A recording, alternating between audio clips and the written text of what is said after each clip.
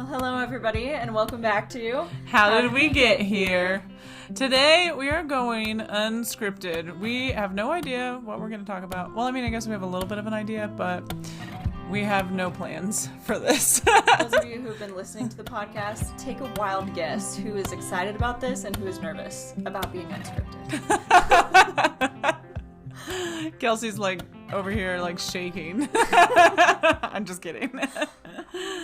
Okay, so yeah, we wanted to talk a little bit about what we're doing next month and where we're going and how much fun it's going to be and who we're going to bless while we're out there. So, Kelsey, what are we doing next month? We're going to Uganda. Woo! In how many days? Oh, 23? 23, I think. I think it's 23. I think it is 23. This. Yeah. So we're going to Uganda.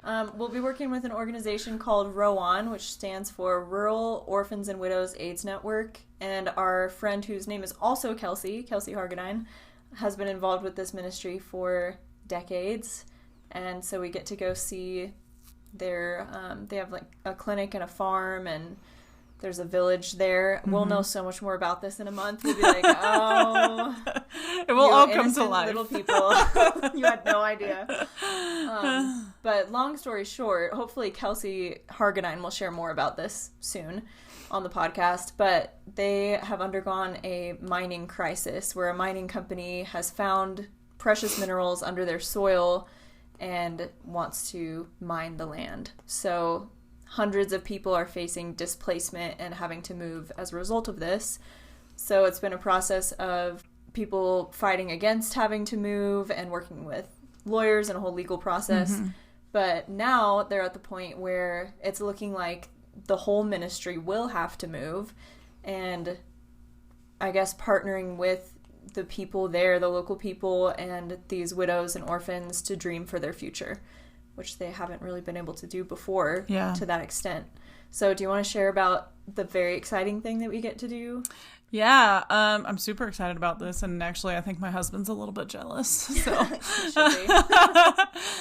so we are going to load up, I think they said 90 women in a bus and bus them to the Nile. Which is about an hour from their village. It's 40 minutes. Yeah. It's less than that. Yeah. So since they can't drive or anything, they don't have cars, so they can't obviously walk there. They've never been there. So it's going to be really fun and exciting to show them something new, and a place they've never been before, which is what they're facing with this mining crisis, is to go to a place they've never been before. So yeah, we're going to load these women up and take them to the Nile and show them God's creation and that God has so much more for them. So I'm really excited about that. Yeah, that'll be epic. I think that might be at the end of our trip, but trips like these, you just never know when things are going to happen, so we can't plan too much. Yeah. Okay, so if you've listened to our podcast for any amount of time, you know that Kelsey is a seasoned traveler, international traveler. I am not. Yet. I have never been out of the country. One time, but it was on a cruise ship, and it wasn't even that fun. We didn't have to show our passports or anything. Oh, dang it. No passport stamp? Nothing. So lame. So, that was really lame. What was the point of getting a passport? But anyways, I will be getting a passport stamp this time. Several, probably. Several. So I'm really excited about that. Obviously, there's the first time giddiness, but I'm slightly nervous, but I think I'm just ready to see what the Lord has to do. Yeah. But I would love to get some tips and tricks from Kelsey on what it looks like to be an experienced international traveler. Ew. And what it looks like to leave home and your job and everything for 14 days. Is that how many days we're going? I think we're gone 10. It's a lot. Is that right? I don't know. I don't know. To me, it just keeps getting longer. Tomorrow it'll be 20 days, okay? We'll be gone 37 days in the wilderness of Africa. It is interesting preparing for this trip because I've done short-term mission trips before. And obviously, my mom lives overseas. My family lived overseas. So I've been going on planes back and forth to Africa since I was 7. So this isn't a new thought for me, I'm going to Africa. I was in Africa in August. I feel like I just got back. But I have these weird nerves thinking about this specific trip because I've done short-term trips in college But even those short-term trips were like 5-6 weeks. So, you would prepare the whole spring semester and then you'd be overseas for like over a month. And I loved those. That's a long time. Way, I will go back to Southeast Asia one day. And Laos is possibly the best country I've ever seen. But anyway, that's beside the point. But it's interesting thinking about this specific trip because I've never been to Uganda. I've been to many other countries in Africa, but I've always dreamed of going to Uganda, oddly enough. I feel like that's something the Lord put on my heart at a very early age, basically since I found out about Katie Davis adopting like 13 children. And I was like, count me in. I will be adopting 13 too. We'll see. But anyway, so I've been to places like this, but not this specific location. So there's some familiarity. Like generally I know some things about some African cultures, but there's so much that I don't know what to expect. And it's such a short trip. Yeah. Like, we'll barely recover from jet lag, and then we'll be back in jet lag. Oh. I don't even know what jet lag is. Oh, you're about to find out. I think that's the only thing that intimidates me a little bit is, like, how my body will respond to, like, flying. Like, our first flight is, like, 11 hours, and then 9 hours, like, to get there. Just to get there.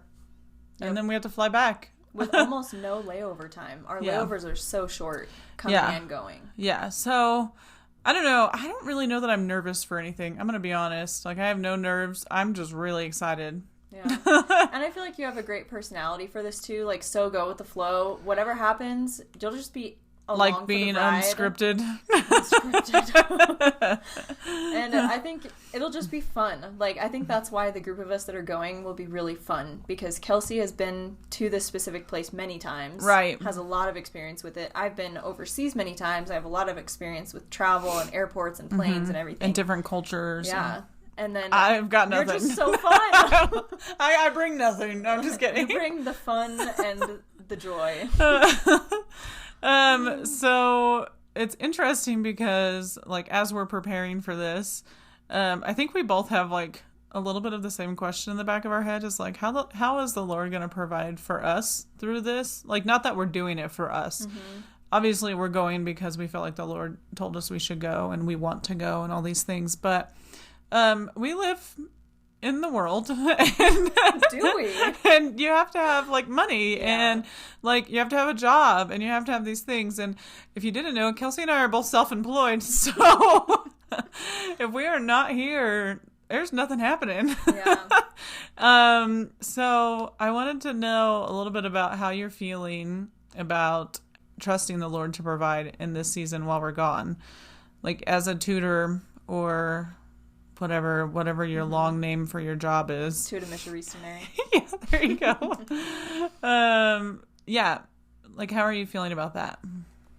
It depends on the day. I think in general... when the bills are due. Yeah, I feel like in general, I'm in this spot in life where I was working full-time as a teacher several years ago, have left that. I've been working part-time at a coffee shop for a while now, and recently I've switched over to the tutoring business, which is kind of a new venture. And so, it depends how many students I have and how many hours that is, and I think it's something I'm really passionate about, so I'm glad to be doing that. I would rather be figuring it out financially and doing something I love than otherwise.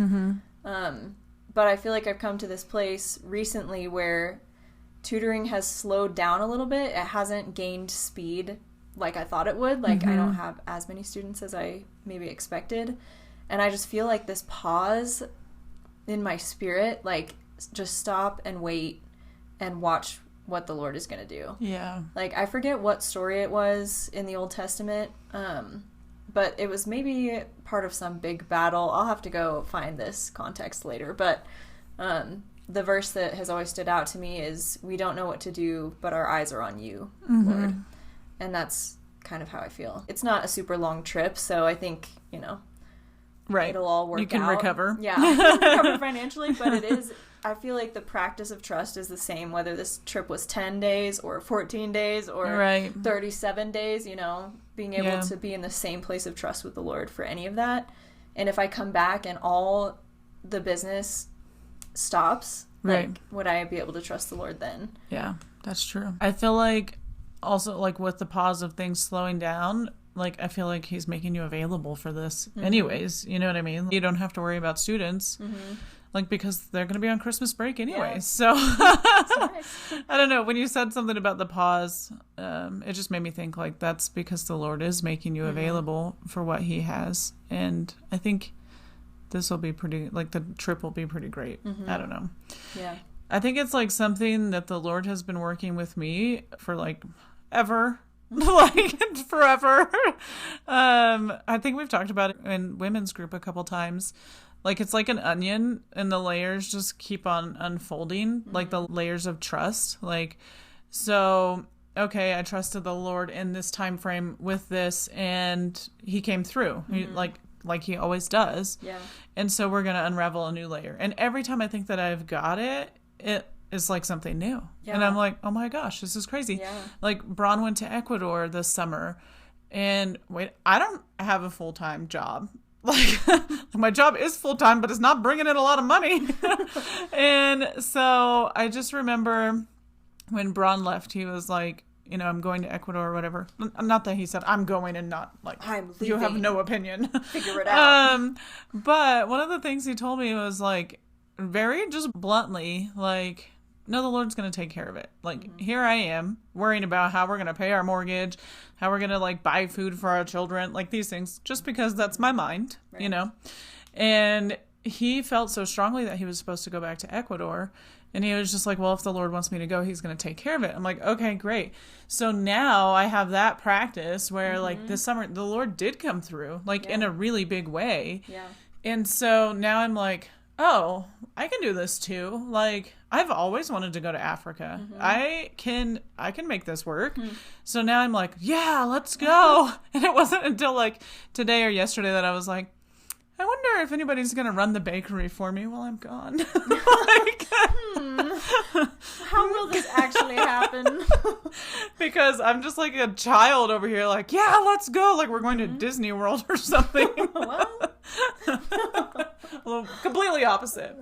But I think it's the next level, like the next layer of that onion that the Lord is. I don't know why I'm using the onion as an example, but every time you say that, I think of Shrek. Yeah. What is it? Ogres Have layers. Yeah. Everybody loves a parfait. Parfaits do have layers too. Yeah. Cakes have layers. Oh gosh. Yeah, so in this cake layer, I'm like deep in the middle of it. Like, I'm like, okay. And I just feel like this really big piece about it. Like, now trusting the Lord is not as hard because I'm like, oh, well, I've seen him and I've seen his goodness and I've seen this happen. And now it's not as hard to be like, no, we're going to be homeless. Now we're just like, okay, well, if the Lord wants that to happen, it'll happen. He'll figure it out. Yeah. And for you, I feel like you went from 0 to 100 as far as it's not just you that you're trusting for financially and for provision. Like, it's you and your family and your kids. Like, I feel like like you were saying, the layers, every layer goes deeper and deeper into identity and, like, who am I as someone who cares for my family and cares for my kids and can provide for them as a family. And I am not dealing with that yet, but I imagine someday I will be. Yes, you will. And the layers of trust will be built. You're going to have a really big onion. Yeah. Jumbo onion. Yeah, and it's interesting because I feel like as my kids get older, that onion, the layers of identity that he's unfolding are so much different. Like, you know, when your kids are young, you have like these little tiny humans to take care of where you have no time to yourself. And now I have all this time to myself because, I mean, not like they're out of the house or anything, but Tice is almost 9. Like, he can basically take care of himself at this point. Like, he's basically self-sufficient. Yeah.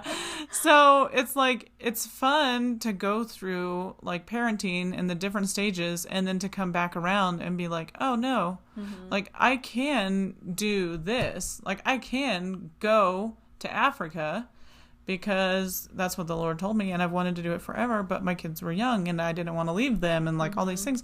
now they're getting older, and I'm like, oh, well, they understand now. So why now for Uganda? Like, what was it about the timing and the content of this trip that made you say yes now? Okay, so I worked full-time at, like, my whole life. Most recently at a bank, and then before that I always worked in healthcare. It was always full-time, always working crazy hours or whatever. But in October of last year, they eliminated my position at the bank, which was very convenient and definitely from the Lord. But since then, so it's been a year now, the Lord has been teaching me, number one, abundant amount of trust and like what resting in him looks like, but also like what being available for him looks like. So like there's just been like all this free time of what am I supposed to be doing? But I've been available to do so many things. Like whether it be picking my friend's kid up from school because they're sick and she works in a different town, or like just, I don't know, just being able to drop something and go and do it. Like I can't do at a normal job. Right. And there was a time when I worked at the bank that there was like I think there was a trip to Africa or Uganda or whatever. And I've always, like, for 5 years, I think it's been about 5 years, unless I've lost count, I've wanted to go to Uganda with Kelsey because I'm like, I just want to go because I have this deep heart for women and helping women and helping them know their identity. But I was like, I just never had the time. And who can take off, 2 weeks from work? Mm-hmm. Who can do that at a real job? I mean, I'm sorry, some people probably can. And people are like, we do have paid time off. But it just never seemed feasible in my mind. And then, we planned, I don't know, was it this summer we were going to go, but tickets were like outrageous. Yeah, like double the price. Yeah. And so that didn't work out. And then when Kelsey was like, we're going in January, I was like, what? Like, I think it's just like the Lord has the timing all worked out for everything. And he's just made me available to do whatever it is that he wants me to do. Mm-hmm. And so that's what, like now I'm like, well, I'm available. I can't say no. That's the word he's been speaking over me. He's like, you're available to do this. I'm making you available to do this. I'm making you available to take on the church's food bank. Yeah. I'm making you available to start your own business, start a podcast, start all these things. And it's just his perfect timing because December is like in the bakery world is a really big month because holidays and all of that. So January is usually pretty slow. So I'm like, oh, like I probably won't be doing anything in January anyway. So, do you have a specific reason why for going now? I mean, ever since I met Kelsey Hargadine, it was a cool connecting point that we're both Kelseys. We both have lived in Africa. So many random similarimes, which hopefully we'll talk about. You're both going to find your husbands in Africa. Well, she already did find her. Well, I know, but mine is TBD. That's what I'm saying. You and Kelsey are going to have more similarities. Yeah, I accept that prophetic word over my life. I'd be fine with that.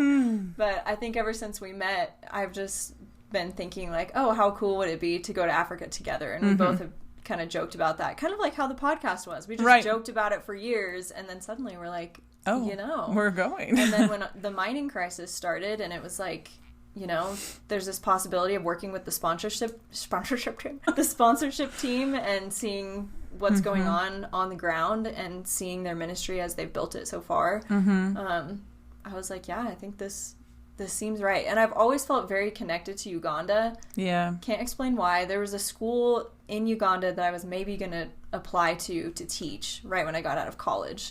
I actually found them midway through college, and it was always kind of on the back burner. It's like, well, that's always an option. It's like a school for missionary kids, which is my dream. So anyway, between that and then like reading Katie Davis's book in high school and just being like, wow, that's amazing. Like the fact that she's in Jinja and we're going to be near Jinja when we go to the Nile. I'm like, oh my gosh, celebrities.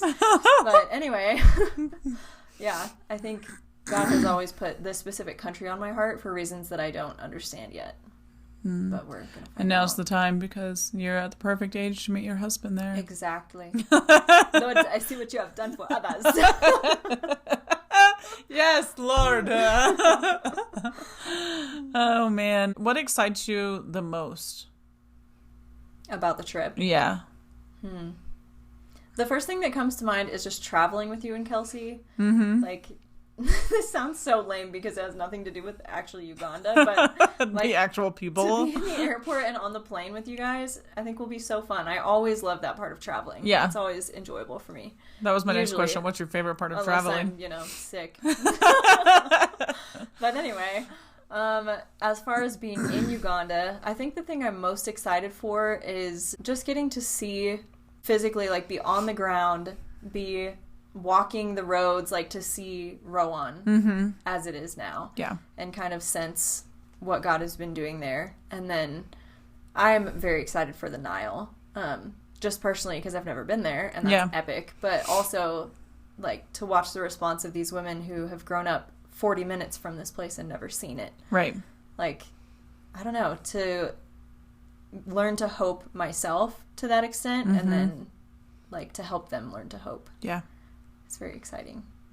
And just the culture, the food, the weather, like, I just want to know. I want to know what it's like, you know? I'm the same way. I'm like, I just want to know. I just want to go so that I can see it all and do it all and, like, see what the Lord has to do. Like, I don't even know what the Lord's going to do. Yeah. Like, what is in the middle of all this? I don't know. And to find out, like, why has Uganda been on my heart for so many years? Yeah. Why have I been thinking about it for so long? Yeah. And I don't know if that will become clear this trip, but I don't know. I just feel like there's a lot to, like, fall in love with the country and the people and the ministry. And I'm excited. Yeah. What about you? What are you most anticipating? I don't know. I'm really excited to fly. I don't know why. I'm like, yes, we're going to do this. I don't know. There's very similar excitement. I am just so excited. Like, I've never seen, the African people are just always so joyful. And, like, I've seen, like, pictures of, like, you know, from the last trip of where, like, they got greeted. So I think, again, it's another level of trust, like, right? Like, from the Lord, because these people only trust, like, the Lord for the day. You know, like, not I'm saying that they just trust him today and not tomorrow, but, like, they don't worry about what comes tomorrow. They just live for the day and live for what the Lord has for them in that day. So I've heard. And so I think that for me, that's unraveling this new, like, seeing how they live that out. Like, okay, well, how do I not worry about what tomorrow brings? How do I not worry about what 6 months looks like? And so it's like a different, like, it's a backwards effect, right? Like, we're going to show them what, like, 5 years looks like, or, like, what 2 years looks like, because you and I can do that so easily in our heads. But I think it's going to be so exciting for me on the reverse end to be like, what does it look like to just live in today and just go with what today looks like? And to not know what's going to happen that day and just go with it. And when everybody's here, we'll start. And like, exactly. So I'm really excited for that, because I feel like I'm really, like, flexible and kind of spontaneous in that way. And, like, no offense to my kids, but not having kids with you allows you to be more spontaneous and like to be able to do the things that you want to do. So I'm really excited for that. I don't know why, like, I'm just excited to see the faces, like, of the people, of the women, of the children, like, I don't, specifically the women. I do not know why. The Lord has always given me a heart for these widows and, like, even just women in our community. Like, I feel like I've always had a heart for women. Like, I just want to show them what the Lord sees about them. And that excites me. Yeah. So, I don't know. And the Nile. Yeah. Really excites me. Yes. And I don't know. I'm just, like I said, I feel like a kid trying to go to Disney World. Yeah. Like, Disney World with compression socks. I'm going to be, like, in the airport, like, yeah, I love airports. I do too. Still. Okay, poll. We need to put a poll in. Who loves airports and who wants an airport episode? Yes. We have the tiny mics, the little travel transportable, mics. Travel mics. So if you would like to hear us interviewing random people in the airport, assuming that we have time to do that. Yeah. We don't have we're not running much layovers, but you know, if to the extent that we can, if you want us to interview people in the airport about where they're headed and their stories, and that makes me so excited. I'm so excited about that too. Yeah. Well, I love that. Reminds me of high school, like just like being carefree, like on a trip, like we're Or just like prank calls. You ever do those in like middle school? And you just like, obviously they know, well, maybe they don't know who it is because caller ID wasn't a thing, but you call from your home phone. No, you had to star 67 them people. Oh yeah, of course. That's kind of what it feels like to me. Like, you may never see that person again, but maybe you will, you know? Maybe this is where we meet your husband. Oh. In the airport. I'd be fine with that. That's a cool story.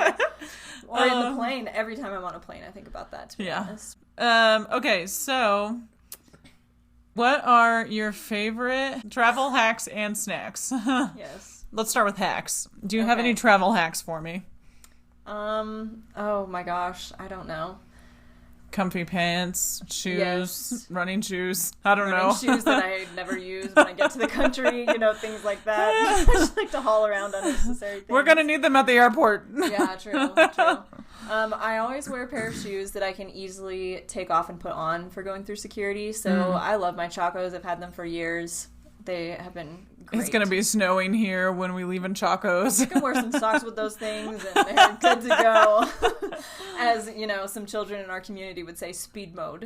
Speed mode in the airport with those Chacos. I will be wearing my Crocs then. Yeah. Honestly, yeah. If you can run in those things, put on that back strap and you go. 4-wheel drive, baby. 4-wheel drive. So yeah, a pair of shoes that can come on and off easily. I don't typically wear makeup or jewelry when I travel, just because that's a lot of extra work.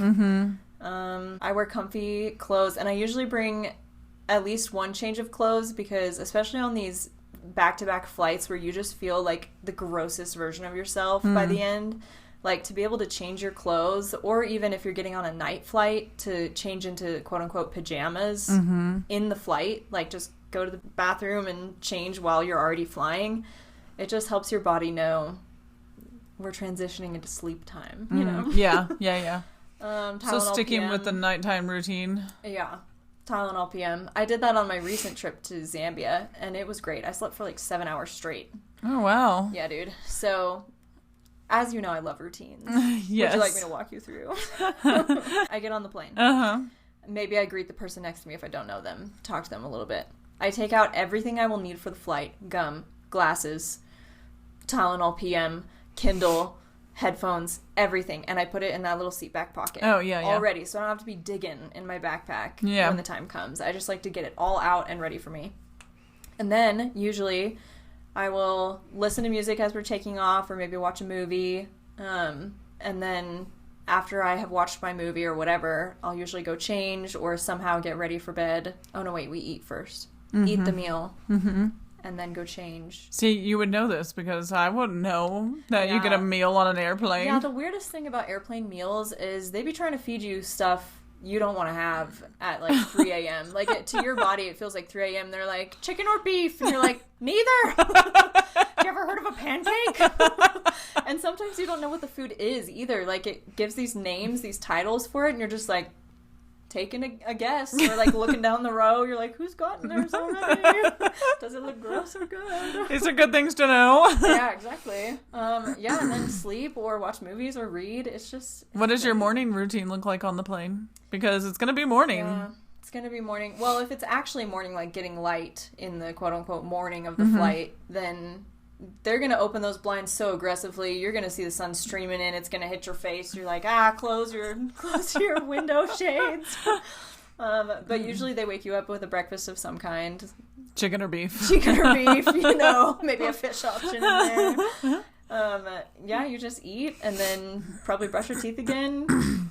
Get all your things gathered together, and then boom, you land. It's like a really tight hotel room. Exactly. That you're sharing with hundreds of people. With no personal space, and leg cramps, and swelling. We got compression socks. Yeah. Anyway.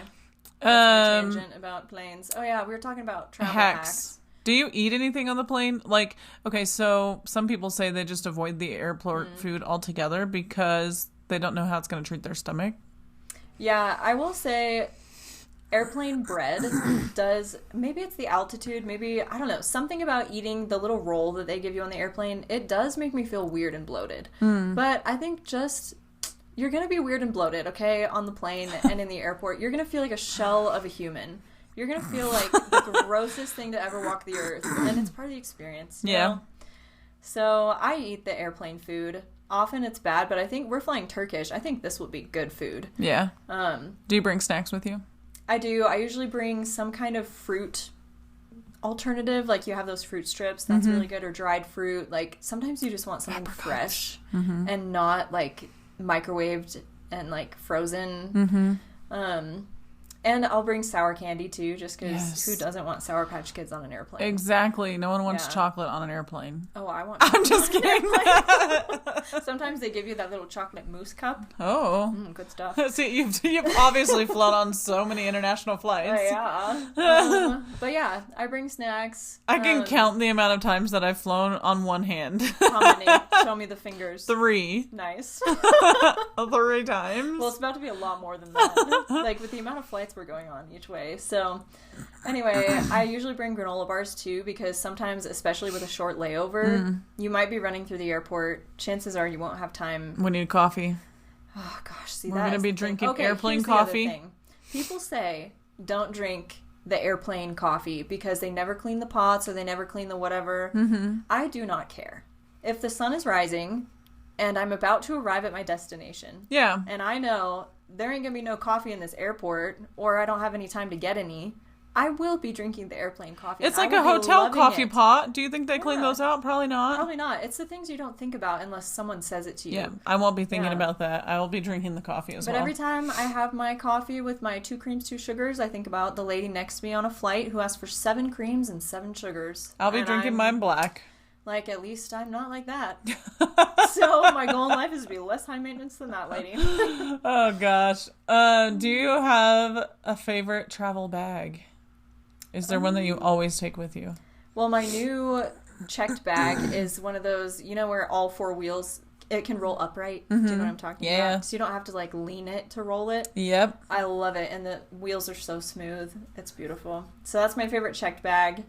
I don't know what I'm going to do for a carry-on, and then I just have a little backpack. What's your favorite thing to do as soon as the airplane lands? Okay, as soon as it lands and then you get off. What do you, like, unless you're running somewhere? Okay. Probably find the bathroom. Okay. And look around. You're real disoriented. Usually people are staring at you as you come out the gate. But it depends how much time you have. Like, with us, we don't have very much time, so we'll probably just be looking for our next gate. Then sometimes you have to go through, like, check in again if you're coming from, like, from one continent to another or into a different country. Do you think we're going to have to do that?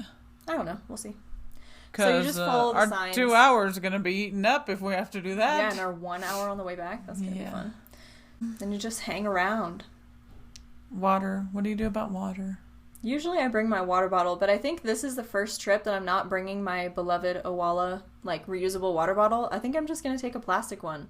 Yeah, I have a cheap one. That way I don't, like, lose it. But I won't, but, you know, whatever. Yeah, this is my version of living on the edge. Plastic water bottle. Unscripted podcast. Yeah. What do you anticipate will be your favorite part of the travel process? Like the flying, the airports? I don't know. I really love just getting in my seat at the airplane. You know, the 3 times that I've flown. I don't know. I'm just really excited to sit down in the seat. I don't know. Get settled in. Yeah, and like tucked in for the night and like... They turn off the cabin lights. Yeah. You're like, it's happening. Yeah. You're like, I'm going. I don't know. I think I'm just really excited to go. Like, I just want it to be January already. Yeah. But we have Christmas and my birthday. We have so much fun stuff before then. I know. Least favorite thing, I think. I don't think I have a least favorite at the moment.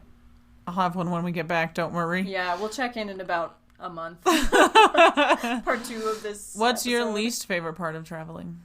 Probably just how gross you feel. Oh. And then jet lag really does suck. Like, I've never felt so tired in my life as when I've been jet lagged. But you're also a parent, so I don't know if it'll phase you. I don't know. I do love my sleep, and I am really bad at being tired. Yeah. It's just the weird feeling of, like, your body feels like it's the middle of the night, but it's the middle of the day, and you can't go to sleep yet. That's the hardest thing, when you have to stay awake to get on the time zone, and you're so, so tired, and, like, life doesn't feel real because Yeah. You're so disoriented. Well, and it's kind of wonky because, like, on our way there, we gain a day, and on our way back, we lose a day. Mm-hmm. So that's weird. Yeah, so you've been flying for, like, hours and hours and it's hours, still the same day. Nothing.